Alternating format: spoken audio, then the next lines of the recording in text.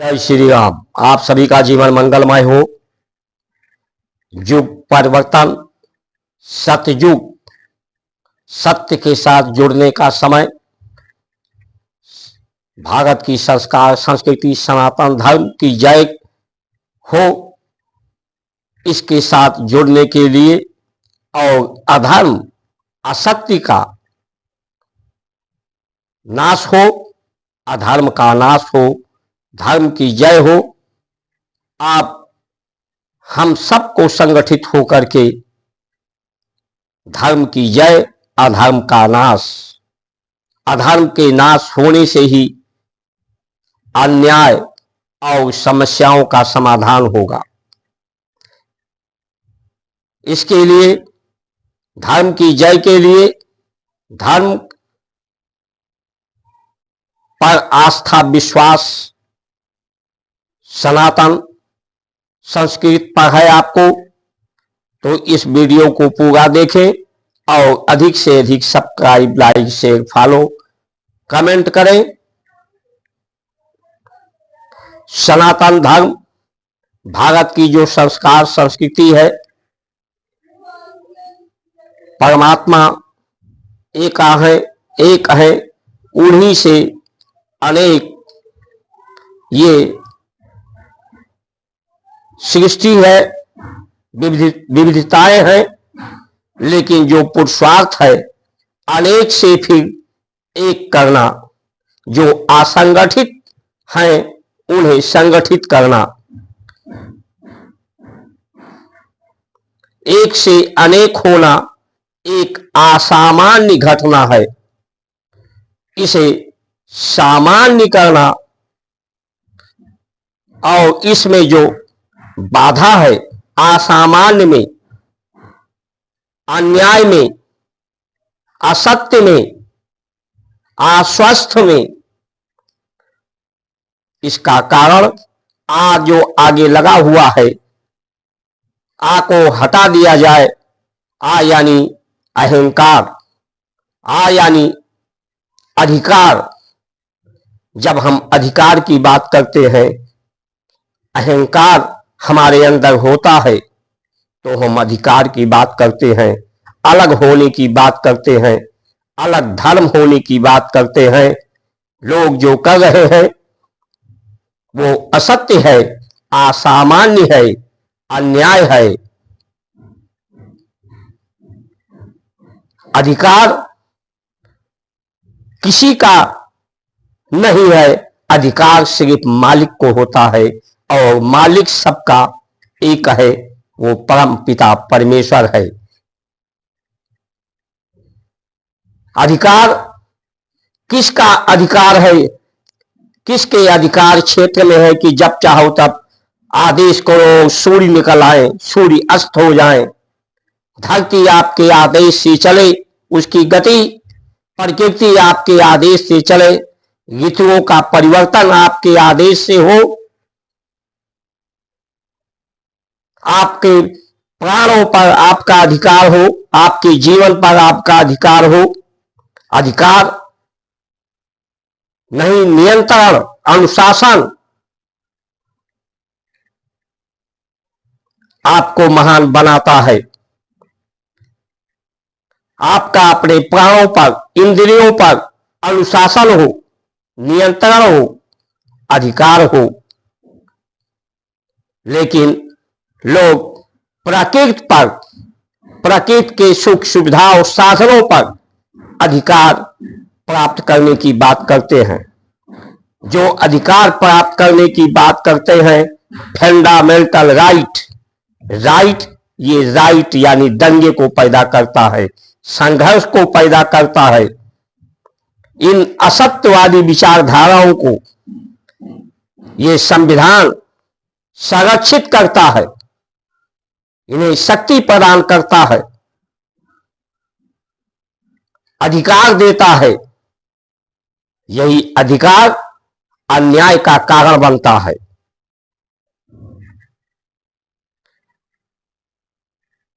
असामान्य को सामान्य करने के लिए ही पुरुषार्थ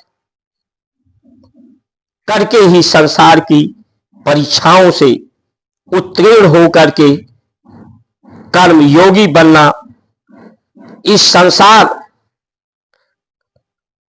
के प्रबंधन आपके हाथ में है।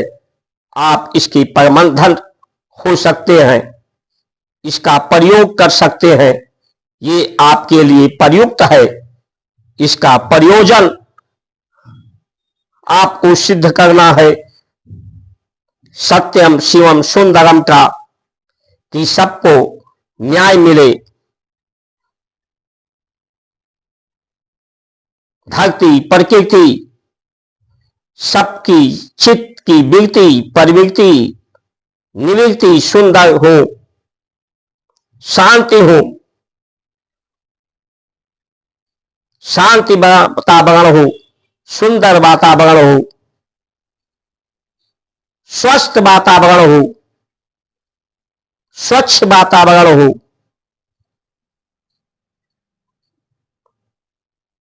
ये भारत की संस्कार संस्कृति है। आज तो सिर्फ अधिकार, पुरुष नारी पर अधिकार करना चाहता है, कोई पद पर अधिकार करना चाहता है, कोई एक देश दूसरे देश पर अधिकार करना चाहता है, जात के नाम पर अधिकार प्राप्त करना चाहते हैं, योग नहीं बनना चाहते। योग बनाने की बात नहीं होती कि लोगों में योग्यताएं आए, अनेक से एक होने का, श्रेष्ठ होने का, स्वाधर्म,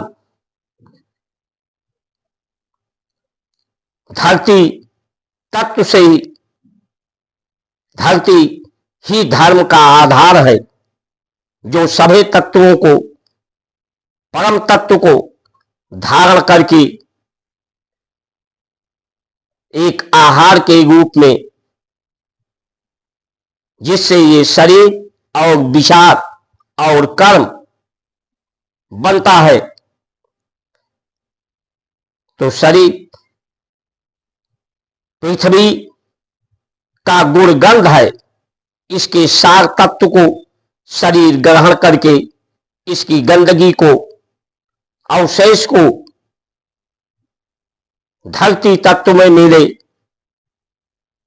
ये प्रबंधन क्षेत्र में आता है। गंदगी में ही फूल उगते हैं, जहां खाद होता है।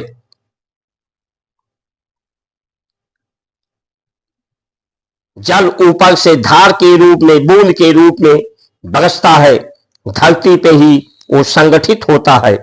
धरती एक तरह से छलनी है, चलनी है, फिल्टर है। उसके गर्भ में जाकर के वो शांति होता है, निर्मल होता है। तो धरती का धर्म बना रहे धारण करने की। धरती से जो उत्पत्ति होती है, उसके सार तत्व को ग्रहण करके उसके गंध तत्व को, अवशेष को धरती में मिलाया जाए, धरती से फिल्टर होकर के फिर वो वायु तत्व में जाए, आकाश तत्व में जाए, प्राण तत्व में जाए, मिले, विलीन हो, लय हो, सभी का गतिमान रहे, किसी के गति में गतिरोध न पैदा हो, सभी के धर्म का पालन हो।